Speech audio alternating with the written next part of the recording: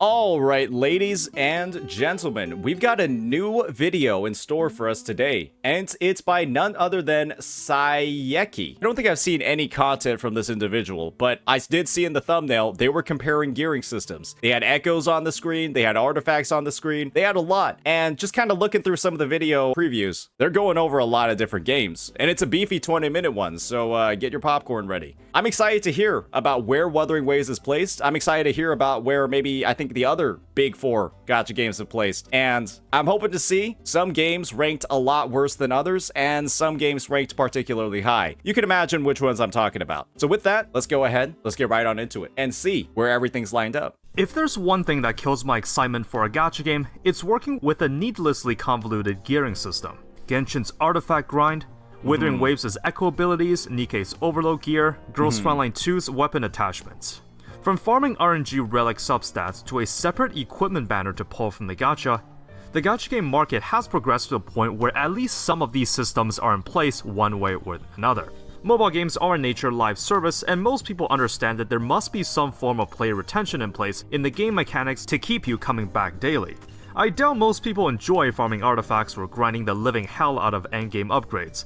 At most, it's something to be tolerated. I think that's the kind of important thing that a lot of people don't ever factor in when it comes to a gacha title. You have a finite amount of resources and a finite amount of time that you're going to spend upgrading your characters themselves. You're going to eventually run out of things to max out in traces, to max out in skill trees, to max out their baseline level and their stats. And equipment grinding, echo grinding, artifact grinding, disk drive grinding, like we're seeing over here for ZZZ, those are the only sort of like gear treadmill that meaningfully actually keeps you playing the game. Otherwise, what do you do when the character's build is complete? When you finished grinding, all of their equipment is perfect. Well, you stop grinding for that character because they're quote-unquote done. And when every single character is done, there's not that much incentive to play the game. Who here is playing Elden Ring every single day? The answer is nobody. Nobody plays Elden Ring every single day. They play it in probably very, very large spurts. They get their character and their gear to the max level. Once they fully upgraded everything, you kind of put the game down. Maybe a new expansion comes out,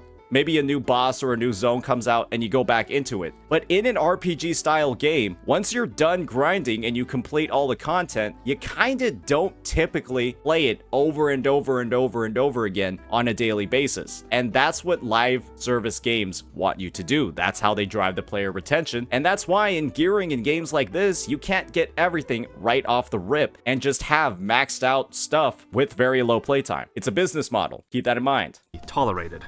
Now, I played a number of gacha games to this day, and something I wanted to answer is, how bad can a gearing system get? How messy can the web of upgrades to keep track of be? In this video, I want to split each category of how a gacha game implements its retention mechanics into 5 different tiers, all with varying types of ways to retain you as a player to come back. After introducing this list, I also want to answer the question of which game I believe has the worst gearing system I've seen so far. I am praying to God Almighty, ladies and gentlemen, that Wuthering Waves is on like one of the lower ends. I'm not sure if tier 1's good or if tier 5 is bad. It could literally be reversed. I just know, after my personal experiences playing these games, that Wuthering Waves is one of the easiest ones to actually gear in. And you can talk to pretty much every single person that's played Genshin, that's played ZZZ, that's played HSR, and that's played WuWa. I don't think there's any person that says WuWa is the worst out of those 4. 1,000,000%. I don't think any person says that. And if they do, they're lying. They're just fucking lying. They're just lying. Gearing system I've seen so far. My name is Psyche, and let's get back on the grind. So first, there's some rules and definitions I want to set regarding how different gearing systems work. The success of a live service game is often measured in a metric called daily active users. I personally find it pretty intriguing that this term borrowed from software development refers to players as users. Since these games are free to download and play, they need to find some way to engage and monetize its player base through other means. In an ideal scenario, DAU should hold steady and even gradually increase over time. One of the necessary evils given birth through the live service model is the gearing system. Regardless of how it's implemented, these are researched and refined to be what works the best. Hear that, ladies and gentlemen? These are researched and refined. That means that the person that designed this gearing system in these games, they're a professional. They probably know more about what makes a game successful than the random dude on Reddit, the random dude in the YouTube comment section, and the random dude in a Twitch chat knows about it. And most of the time, you do take the expert's opinion that has a proven track record more seriously in the conversation. And this is why I always tell people in my chat, it's a good thing you're not game devs, because you'd probably go bankrupt relatively quickly if you were. Works the best. Usually in a gacha game, there can be 1 or 2 secondary ways in which a character can be upgraded, if you ignore primary methods like leveling them or their skills. Those 2 secondary ways are equipment and relics. I define equipment as a single piece of equipable gear to a unit. It works independently from other gear and can often be swapped out freely. The equipment can either be a weapon or apparel of sorts, but there's little to no RNG involved in either obtaining it or how it functions. Well, unless you count pulling it from the gacha if that applies. This is pretty straightforward if you play any MiHoYo games. Most equipment in gacha games can either be pulled from the gacha or earned in some way for free. Or you can be like Honkai Impact 3rd, where your relics and your weapon are both from the gacha. Yep, that's how it works in Honkai Impact 3rd, everybody. You can't grind your relics, you have to pull them from the gacha. And the weapon too. Stigma is craftable. I know how the crafting in part 2 works, guys. It's extremely time gated. To complete a full set, I'm pretty sure it takes a couple of months from the crafting system. 1000% it takes a couple of months. So yeah, it can be free, but by the time that you actually are able to craft a set, the character is now out of meta. The character is now power crept in the meta by the new character that released. And so you get your new equipment set just in time for the character to be power crept. Equipment in gacha games can either be pulled from the gacha or earned in some way for free. I define relics as pieces of gear coming in more than sets of 1 that can be slotted into a character to enhance their stats or abilities. There's some form of RNG elements to them, either the method in which it's farmed or any substats that they may be able to roll. Whoa, guys. Looks like Nikkei does the same fucking thing. Oh, but looks like every gacha game kinda does the same fucking thing. But guess what? I don't think you can infinitely grind gear in Nikkei. I think this is the thing, right? A lot of people simply don't know that Wuthering Waves is probably the best one out of the games that do RNG gear rolling. And you guys want an example of a game that kind of makes it too easy to get gear, and so people don't really play it that much, and it doesn't probably retain a lot of daily players? You want to know a game that does that? Punishing Grey Raven does that. Everybody's saying the PGR gear system is really good. You simply have to look at how much people are playing the game. You do realize you are only admitting to the argument that getting gear too easily or having the best gear system ever just leads to people not playing the game because they have nothing to grind anymore, because they're done, and they're done super fast. You might be thinking, oh my gosh, it's so perfect because I can just get everything I need super easily. Then what are you returning to the game for to do? You don't come back to the game. It's a big reason for why the game doesn't have that many players. And guess what, guys? If the gear system was really that amazing, was really that perfect, why would they do something completely different in Wuthering Waves? The answer is already there. The answer is already there. Which it's farmed or any substats that they may be able to roll. It's the combination of all relic pieces that gives you a desired result.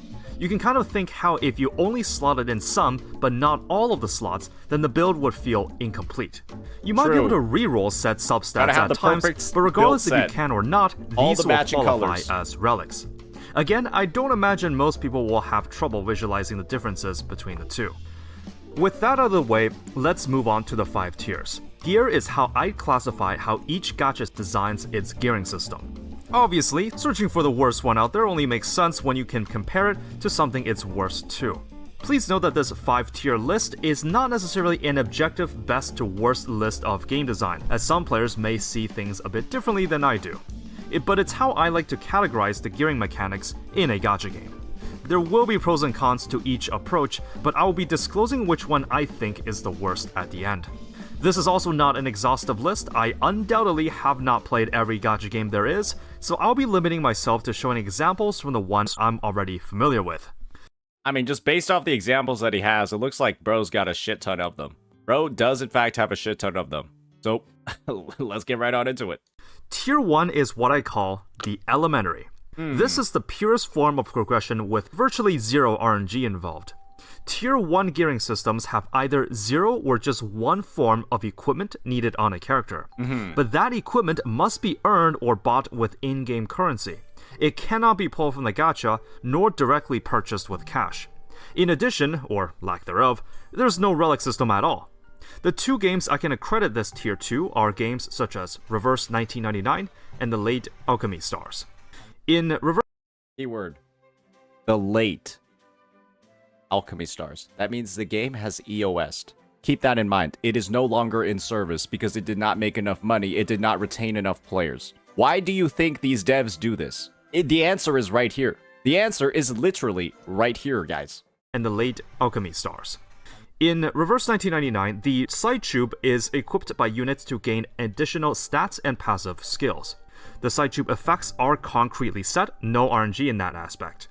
You must purchase these in the in-game shops, and it's not possible for side tubes to drop from the gacha. In Alchemy Stars, every unit's weapon is already pre-attached to their kit. It's not even necessarily a weapon, but rather just another avenue in which you can put upgrades to. I'll throw Arknights in here too, but just know that I've never played it myself, so I can't be 100% sure this is the model the game has. Oh, why does Arknights now have a weapon system? Why does Arknights Enfield have a weapon system? I thought everything from the old game is perfect. I thought that the new game by the old devs, they should just never change anything. Guys, there's a reason why these games add these systems, add these additional levers for monetization and RNG. It's because it literally makes them more money and it retains the players for longer. And so, sure, there's an argument about greed, but these devs are adding these things for a reason. And it is being designed and curated and implemented by actual professionals. These are the answers to the questions you are always having about things like tuners and Echo EXP and RNG. Myself, so I can't be 100% sure this is the model the game has. In order to make up for the lack of having an equipment gacha banner type, these games may make dupes more desirable to incentivize players to pull more copies of a character. Other than that, games with this model tend to be grindier to max out all the upgrades. For example, when you ascend a unit, their level resets back to 1 with their level cap increased, and you have to level them again, repeating for the total amount of ascensions they can undergo. Ultimately, you have to put in more XP for a full enhancement. The side tube slot in Reverse 19... These games basically are way more time gating in the actual advancement side because advancement is where all the power is in the first place. So it's just more of like a time versus RNG investment here. And guess what, guys? Sometimes these games, especially games like this, where that ascension happens and you go all the way back to 0, it can take a while for you to get up and running and then into the end game content. The side tube slot in Reverse 1999 can also be limit broken and even duplicated to give bigger boosts with a special item. These are typically given out in limited controlled quantities. The selling point of this model is that, well, first, not a lot of gacha games do this, so just the novelty of it can draw some players in. Second, the upgrades are slow, but they're guaranteed. There's a long road ahead of you, but you can see the finishing line in the distance, with each upgrade you dump into a character inching you ever so slightly ahead. The drawback is that there's no variation to your daily routine. It can lead to the same dull moments of you just logging in, doing your dailies, putting in the upgrades, then just logging off. It gets boring. That's the main point. It gets boring because you do the same thing over and over and over again. Now you feel like you're just playing on a timer for when the shop resets. And there's less of like that whole, oh my gosh, I just rolled a god piece. This is amazing. My account is so much better now. Instead, it's just, oh, okay, yeah, I knew this was coming. I knew this was coming the entire time. I've been waiting 30 days for this one, lads. Then just it's a different off. Sort of thrill. Unlike an RNG relic system, there's no thrill of the what-ifs of landing those godlike substats to excite you. Not pre-watched. I swear, this was 3 hours ago. Not pre-watched. Literally not pre-watched. But he brought up the exact fucking point I was talking about. Nonetheless, it is a design choice that some developers opt into, and taking Reverse 1999 or Arknights as an example, this model clearly can work very well. Tier 2, the traditional. The traditional approach is a callback to older gacha games while retaining elements of modern designs. Just like Tier 1, there is still no RNG relic system, but you are able to pull equipment from a gacha of sorts. The emphasis here is not that you have to pull it from the gacha, it's that you are able to at all. The game Who keeps telling me to play this game, guys? The combat in it actually just looks like the worst thing I've ever fucking seen. Actually just looks like the worst thing in gacha gaming. Let's be real here. At all. The games I'll accredit this tier to include examples such as Fate Grand Order and Limbus Company. The Craft Essence slot is a singular piece of equipment to boost the servant's abilities, and the Ego slot provides an active skill that can be used. While it is possible to equip more than one, only one can be used and Egos cannot directly interact or affect one another, which does fall under my definition of equipment. However, both of these games still don't have any RNG relics to farm. Upgrades are still slow and guaranteed, but the introduction of equipment gacha can have its nuances in design. It just makes it more predatory, right? It just means that there are more missing puzzles to get like a full character, to get like their full intended strength. Another thing that you have to grind for. And in a lot of ways, right, it's another way to retain players. Because now instead of just leveling the character, you now got to spend the time to level and upgrade their weapon too. Of equipment gacha can have its nuances in design. For one, you now have to consider not just characters to pull from the game's gacha, since now there is another avenue of upgrade that could be blocked behind additional monetization. The selling point is that these games can ease down on the requirement of pulling dupes of a character, since equipment gacha can make up a good chunk of its content and revenue as well. Overall, Tier 2 games can feel similar to Tier 1, but the addition of introducing equipment to gacha can have its distinctions. Moving on to Tier 3. This tier is what I call the moderate. Starting from now, these games do have relic systems, but feature character-only gachas. Equipment either doesn't exist or can only be farmed in-game. I will accredit Nikke, Heaven Burns Red, and Path to Nowhere to this tier. Nikke's overload gear demands investment into rerolling its stats, which takes its respective currency, while also needing to farm the appropriate gear in random daily drops. HBR's accessories can also be rerolled. So what I'm seeing over here is it looks like he's taken these really piece by piece, right? Whereas certain games have all of these different components, while I do believe the games in the higher tiers are going to have more of them. An equipment gacha, a character gacha, and then the randomized gearing as well. But you can also think about it this way. That just adds more activities and more potential ways for people to grind. And in a lot of ways, guys, every game he's mentioned thus far is pretty arguably, demonstrably a side game. One that you don't really expect to play for a very long time every day. And so there are, in a lot of ways, right, less things for you to do because there's just less things for you to do in a game that's structured and designed like this. So less levers of RNG. Random daily drops. HBR's accessories can also be rerolled, and gear rating is determined at random when it's crafted. Path to Nowhere's crime brands is a bit of an interesting case. While the stats are set, there are still set bonuses, requiring relic pieces belonging to the same set to reap its benefits. And drops can also be random. The selling point is that main upgrades usually don't take as long as Tier 1 and 2 games, as the randomness of the relic system can create an illusion that a full character build can be short. Yeah, and then you can also run into incredibly bad RNG, where it takes forever to gear a character, but then, once in a blue moon, you'll have everything rolled perfectly, and then your character will be geared in, like, the very same day that you started. And that's one of, like, the wonders or, you know, the downfalls of the system. But that's kind of just what RNG is. Full character build can be short, which sometimes does actually happen. A popular argument that can be made to defend this is that you often don't need the perfect relics to do the majority of content in the game, and that's 1,000,000%. It's true. The main difference between having an RNG relic system and guaranteed progression is that for the former, once you upgrade a unit to its absolute maximum, while it is a slow process, you know that they are the most powerful version as they can be. And this is the other thing, when it comes to guaranteed progression systems, you basically have nothing you can do except grind to reach endgame content. You're basically actually time locked from doing endgame content, especially in games like this where it's like either turn-based or, you know, not really that deep in like the skill-based combat. You will just be literally time locked from doing certain content in the game. And that can make it seem a little bit boring, right? You're just watching the time tick down until you can actually start doing the end game. You know, there's absolutely nothing you can do, nowhere you can get lucky to actually make your progression faster. And that is just, it can be dull for a lot of players to have that experience. And B. When RNG is involved, there's a nagging feeling at the back of your mind that if only this relic had this stat, it would have been perfect.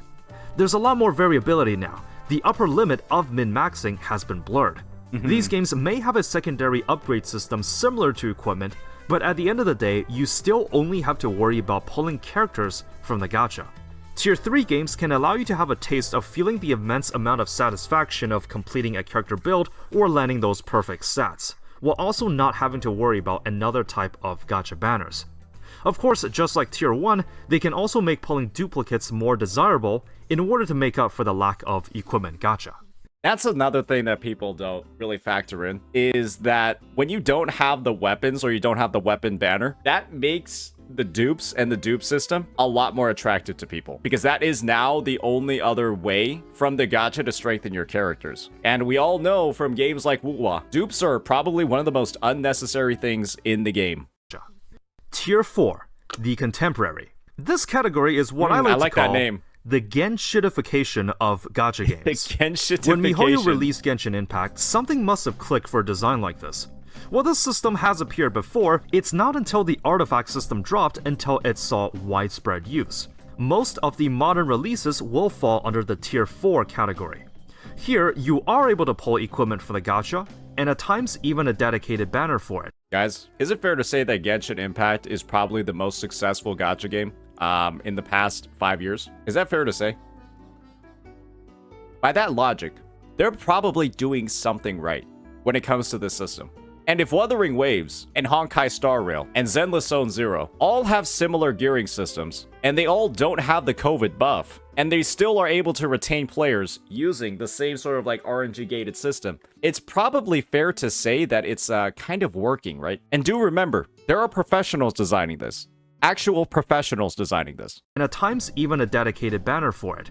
And there is a relic system with RNG substats. Genshin struck a balance in monetization and late game grind, because indeed, this model is shown to be very effective. So effective that a lot of other games copy it too. MiHoYo's other modern games, Kuro games with Wuthering Waves, Snowbreak, Girls Frontline 2, all share the same concepts. Whether this is a design choice you agree with or not, after the wide popularization of this gearing system, I can guarantee you that most of 2025 and all future releases will follow suit. This is the Pandora's box of player retention techniques. Given just how successful and impactful this model has become, all gacha developers until the end of time would either have to sneak a few glances at it or intentionally design the gearing system another way. That being said, this method of player retention clearly works quite well. You want to know why it works quite well? It's for a couple of reasons. First, in most of these games, outside of HSR, you can clear the endgame content. You can do everything you need to do in the game without having the perfect gear. HSR is probably the only game where you need the perfect gear to clear the endgame content. Everything else, you can have relatively mid stuff. And you won't clear in like perfect, 30 seconds in like Genshin or WuWa, but you'll still clear within the time frame to get the full rewards. And since there's a low baseline level required to clear, that means that you now have that joy of clearing things faster, of doing more damage, of having higher numbers to keep you continually grinding after you've already met the threshold to complete the game. In other games, right, that are just time gated, the threshold to clear the endgame content is also just time gated. And obviously after that, after you've built the characters, there's nothing else really influencing you to grind more, because you literally can't. The character is fully maxed out. You cannot grind a fully maxed character even more. But in a game like WuWa, I'm going ahead. I'm still grinding Carlotta Echoes. I'm still grinding Gian Echoes. I still grind Jinsei Echoes, even though I have double crit on everything, because it could be better. It's just a fun thing that I can do. And if I was playing a game like Reverse 1999 or Arc Knights, I'd be done. I would have no reason to ever grind for I can't grind for those characters anymore. And similarly, right, if they make it too perfect or too easy for you to get perfect echoes that have maxed out double crit, maxed out stats on everything, then you literally cannot grind for older members of your roster anymore. Clearly works quite well. Tier 4 seems to be a comfortable spot in which developers will try to aim for in order to have a good chance at getting their game in the spotlight. And why not? All the previous examples I mentioned are immensely popular. It clearly works and players are generally okay with it. If it ain't broken, don't fix it. When gacha games first started doing this model, it was annoying, but it was novel at the time. There just wasn't anything quite like it, and the niche audience that played it was willing to deal with it.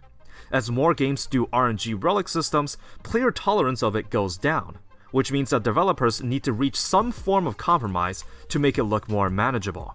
There might be some way to get rare weapons for free, relics might be very easy to obtain, or ways to reroll the substats. And guess what, guys? Relics are incredibly fucking easy to obtain in Wuthering Waves. You literally can get as many of them as you want for free. And remember, the biggest and most horrific struggle about this gearing system in Hoyo games is the fact that you can theoretically play forever and never actually have something you can upgrade in the first place. You can play the game forever and you can never have anything to upgrade for months. You just never get a double crit drop. You just never get the onset goblet. You just never get XYZ. And that means you literally cannot even use your experience materials in the first place. Or ways to reroll the substats. From a competitive standpoint, they need to design a way to entice players to come back every day while also appearing slightly more appealing than the competition. If there's a set formula that developers can follow when it comes to designing a gacha game, it would be Tier 4. The main advantages come from pulling duplicates to being more optional, and your daily routine is shaken up a little, even if it can be for the worse. And that's a decent compromise. There are literally sequence nodes or dupes or constellations, eidolons in games that are quite literally just giving you substats that you can get from your equipment. There are so many upgrades where it's just like gain 10%, 20% crit rate, right? And that's kind of like the full extent of those upgrades. And you can literally just get those as substats on your equipment. Up a little, even if it can be for the worse. You don't know what kind of relic substats you'll get, but there's no trickery, no additional layer on top of that. The RNG aspects only come in a few steps, and it can even be thrilling to land a good relic. You can imagine it as like a miniature spike of dopamine, and can almost feel as... Whoa, you gotta mark this video not safe for work, buddy. ...good as landing... Oh my god! Yeah, you don't get moments like that in guaranteed progression games. Let's be real here. You don't get those. ...a rare unit from the gacha. Of course, RNG... Stand up. I'd rather not. It can also work both ways. You might be done with the character build in one try, and that would cut down on the grind immensely. Happens all the time. But RNG can also work against you. If you happen to be unlucky, you could be farming for weeks or even months before getting your desired results. True. Another possible plus side, and guess what, guys? In Wuthering Waves, the reason why you're able to grind so much faster is through infinite echo farming. Because you can just repeatedly always have something to use experience on. And that's why people complain about having no experience or tuners, because there is always something to spend your resources on in the first place. The reason why nobody complains about echo experience or relic experience in games like Genshin Impact, Honkai Star Rail, or ZZZ is because you need something good via RNG to even roll or use your stuff in the first place. In Wuthering Waves, you don't need anything to roll. You simply just need the right main stat, and you can farm the main stat infinitely. And so think about it this way. If you're in the boat of like, oh my gosh, I've been farming and rolling all of my echo experience and I have nothing. Guess what? If you were doing that in ZZZ or HSR or Genshin, you'd still have nothing. You'd just have a metric fuck ton of experience and nothing to spend it on. And so you would just be sitting there holding your dick, never even getting to the first layer of RNG for months. Would you have preferred that? Just not being able to spend anything? Having $1 million in the bank, but nothing to ever buy or use it on? Which would you prefer? Experiencing at least some echo rolling in the first place? Or just sitting there hoarding everything because you can't roll on anything at all? In WuWa, at least you got to play the fucking game. Hey, at least you got to play the game. Another possible plus side, and I'm stretching it a little bit here, is that since most new releases use this model, your knowledge on how the gearing system works is shared to some degree. True. You have the basic gist of what to do without the game explaining it to you. If every new game does this, then you have a general roadmap on how to get to where you want to be. Now you might be wondering, Tier 4 system sounds pretty complete. That's a very base point to make. If you have knowledge or experience from Genshin HSR, you probably knew exactly what to do in ZZZ or WuWa, and you really didn't have any struggles at all picking up and learning the system and optimizing it. So it is a lot of like transferable knowledge, 1000%. Where you want to be. Now you might be wondering, Tier 4 system sounds pretty complete. It doesn't seem like the gearing system can get more complicated than that. Alright, Psych Man, if you've covered 4 tiers already, what on earth is tier 5? Oh boy. Well, Now this prepare is yourself, the scary because one. tier 5 is what I like to call the bullshit.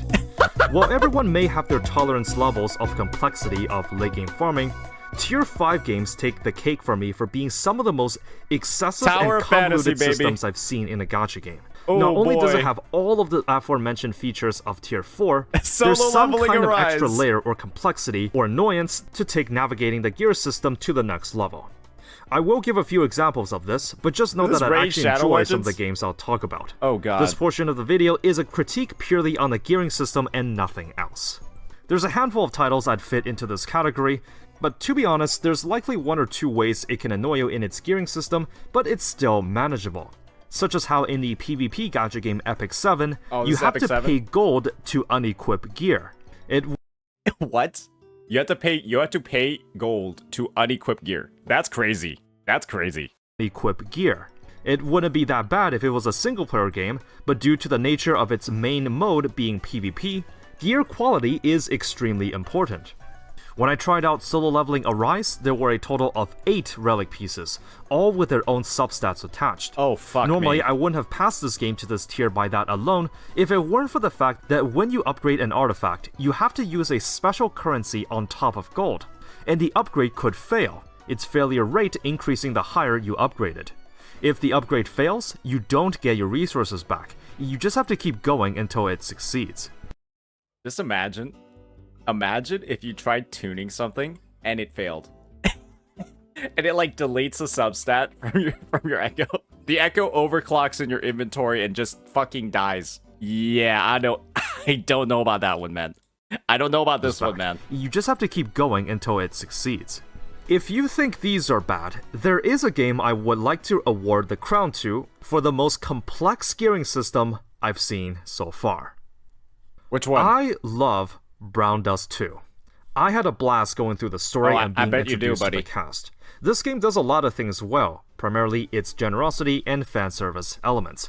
Seriously, if you think Nikkei has it nailed down, Brown Dust 2 is also not pulling any Alright, we're punches. demonetized. I returned to the game at its 1.5 anniversary just to claim the rewards and revisit it.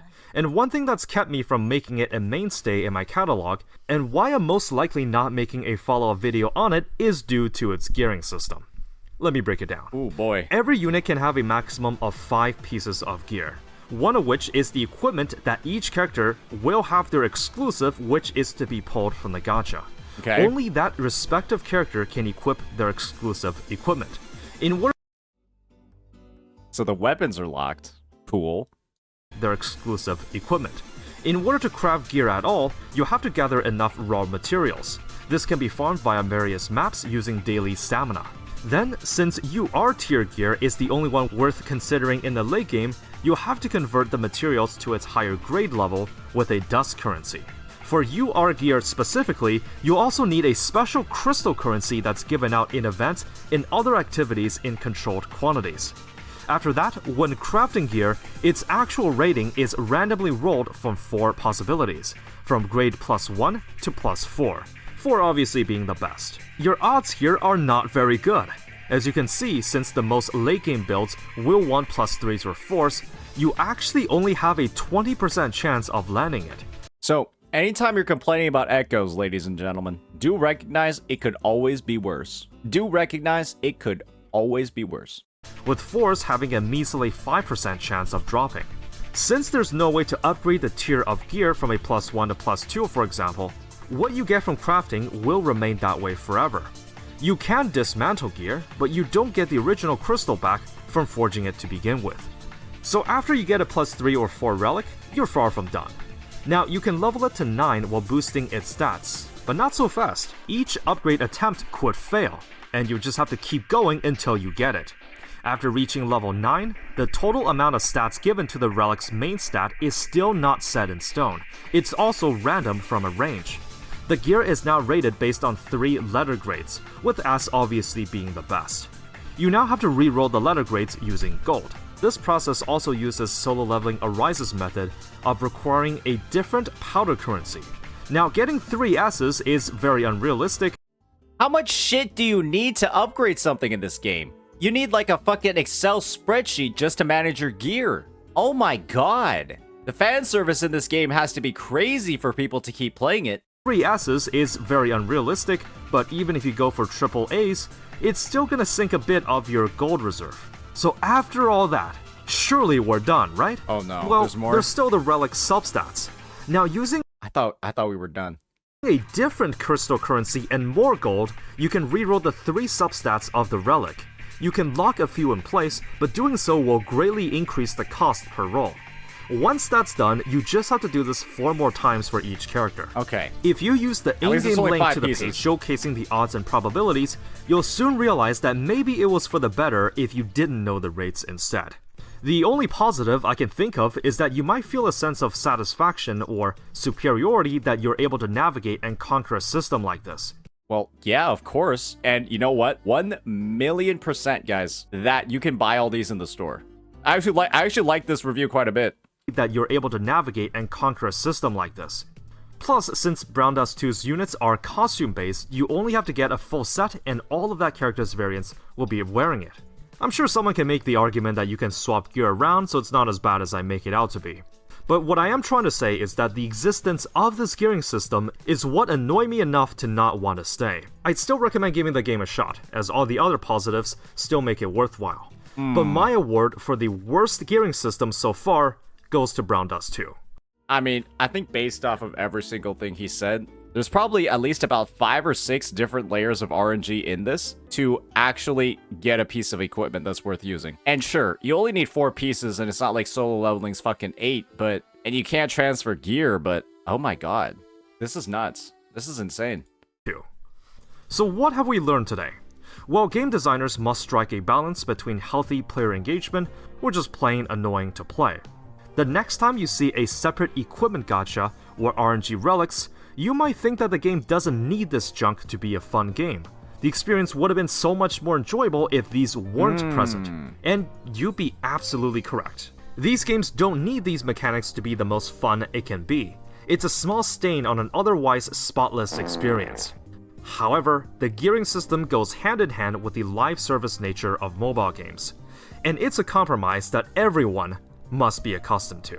So what kind of gacha gamer are you? Facts. Do you tolerate having slow but guaranteed progression in a system without any RNG involved, or are you a thrill seeker that enjoys chasing the electrifying moments of landing that perfect artifact? Let me know if you like the trend that most modern gachas are following, or which model you enjoy engaging with the most. If you wish to catch more gacha related content, you know what to do. Thank you for watching, and as always, have fun out there. So, I think that one thing I wish he did a little bit more was dive into some of the big differences between the games in Tier 4. Because there are some very, very strict sort of like differentiations that I think WuWa does make that makes it, at least among the Tier 4 games, the best one overall. And I dug into it quite a bit, right? When I was explaining the whole breakdown, the difference between echoes and relics / artifacts / disk drives.